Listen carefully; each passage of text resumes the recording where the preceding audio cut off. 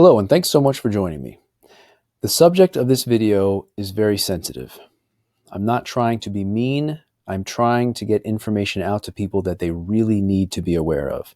Please listen with an open mind. I was discussing Matthew 19:9 with someone, and they made a great observation that not many evangelicals make. And this person was right. He observed that Jesus does not define sexual immorality in this verse. It is left a bit ambiguous. Jesus doesn't tell us exactly what he means by sexual immorality. What is sexual immorality in the exception clauses of Matthew 5:32 and Matthew 19:9? What does he have in mind there? Well, years ago, I assumed that sexual immorality means a spouse who's having an affair, as in whoever divorces his wife, unless she's cheating on him. And I just thought that was obvious. And of course, that is a perfectly reasonable way to understand what it means. But this is actually not the only reasonable way to understand the exception clause and what sexual immorality means. There's another way to understand it that fits very, very well, especially if you are taking seriously the teaching of Jesus on marriage in Mark 10 and Luke 16 and Matthew 5, and just working out the practical implications of those teachings. Clement of Alexandria was a very significant Christian leader and apologist of the 2nd century. Listen to how Clement understood the words sexual immorality, or in Greek, porneia, in the exception clause. He said that the scripture counsels marriage and allows no release from the union is expressly contained in the law, "You will not put away your wife except for the cause of fornication." And it regards as fornication the marriage of those separated while the other is alive. And it regards as fornication or sexual immorality the marriage of those separated while the other is alive. As in, when someone gets married who has separated from a spouse and that previous spouse is still alive. It's a remarriage. Clement was a prominent leader in the church at this time, so we can be confident that there were a significant number of other Christians who understood it in this way as well. And this interpretation, by the way, is not mutually exclusive from the way most of us understand it today. Sexual immorality could be understood to mean a cheating spouse, as most of us understand it, or it could mean a sexually immoral marriage, a remarriage. And it isn't just Clement who understood it this way. And of course, whoever taught Clement and whoever Clement was teaching would have understood it that way too. But it wasn't just people in the 2nd century. The following is Matthew 19:9, as it appears in the New American Bible, Revised Edition. This is one of 2 Catholic versions of the Bible that I am aware of, which translate Matthew 19:9 in this way. The NABRE has it like this. I say to you, whoever divorces his wife, unless the marriage is unlawful, and marries another, commits adultery. So they translate the words except for sexual immorality as unless the marriage is unlawful. As in, whoever divorces his wife, except if he never should have been married to her in the first place,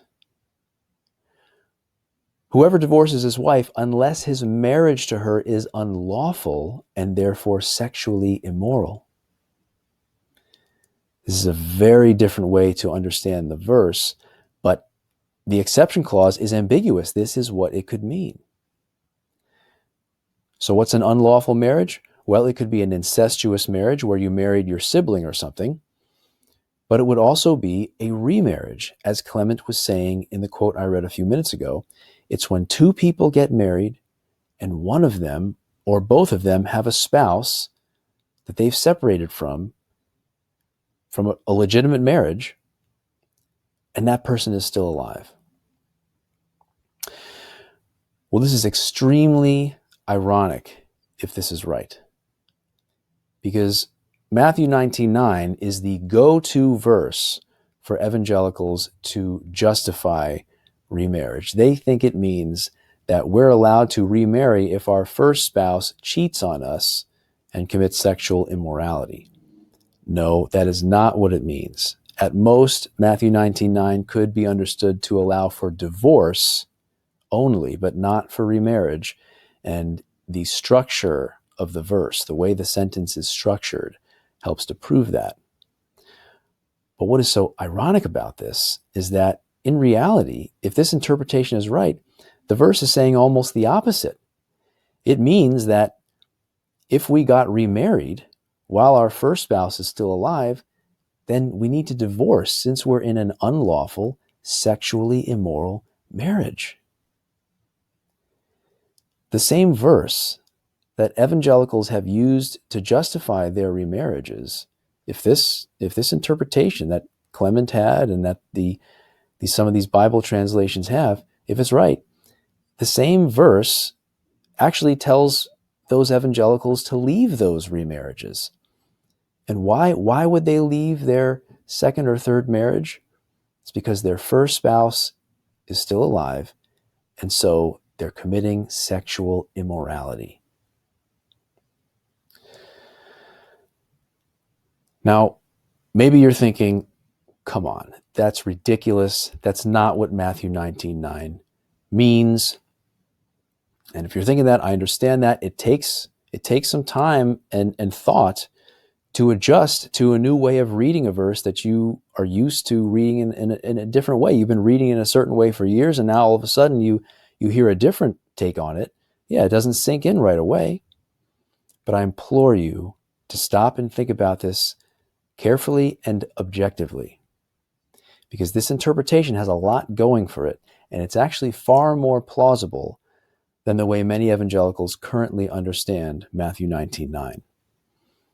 The current popular interpretation of Matthew 19:9 among evangelicals, which says that you can divorce the person God joined you to if they commit sexual immorality and marry someone else, that interpretation has serious problems that a lot of people may be willing to live with, since it tells them what they want to hear. Maybe they just haven't thought about it deeply enough to realize that it has these big problems. And one of those problems is that it's hard, if not impossible, to harmonize that interpretation with Jesus' other teachings in Mark 10, Luke 16, and Matthew 5, which forbid remarriage altogether and give no exceptions. But if Matthew 19:9 is giving permission to divorce in the case of an unlawful, sexually immoral remarriage, then it is a perfect fit with Jesus' teachings in those other passages, because that is the natural, obvious implication of those teachings anyway. Think about it. Jesus said that whoever divorces their spouse and marries another commits adultery. As in, if someone divorces their spouse and marries someone else while that first spouse is still alive, they enter into an unlawful marriage, a marriage that is not allowed by Jesus.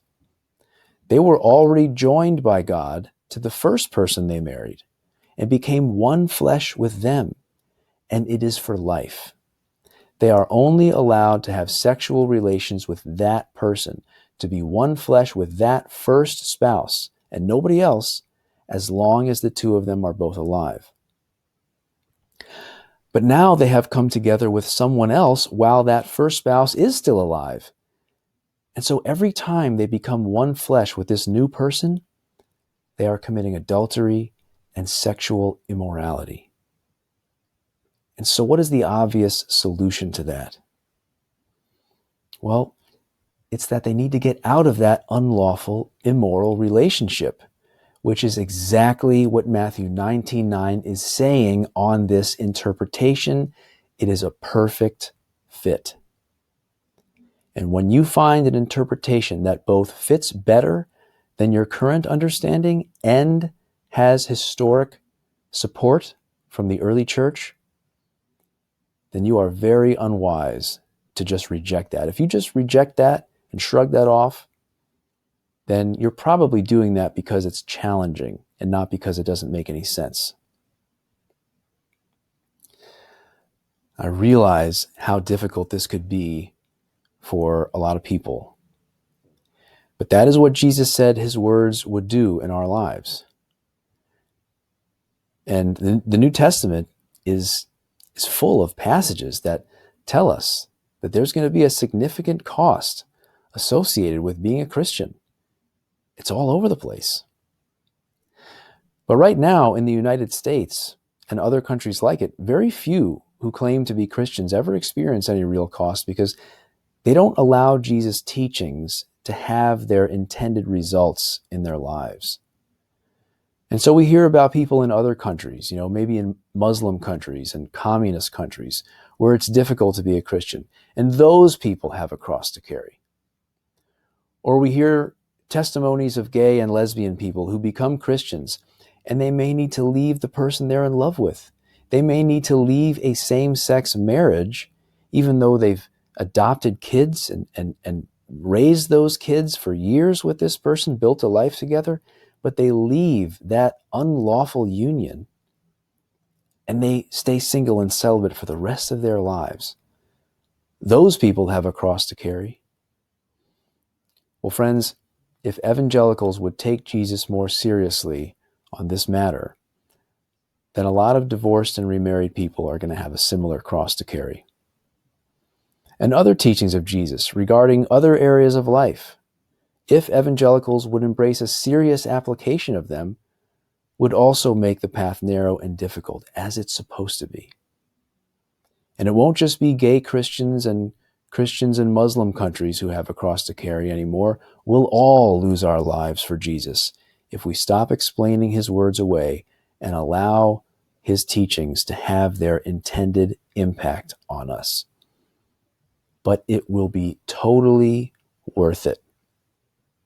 Whatever we have to go through, whatever effort we have to make, whatever or whoever we may have to lose in this life in order to be faithful to Jesus, it is worth it because in return, we will receive the treasure of all reality, which is God himself and his eternal kingdom. Thank you so much for watching. If you would like to talk about these things, you can contact me in the comments or you can message me at 207-749-1442. Thanks so much for your time and God bless you.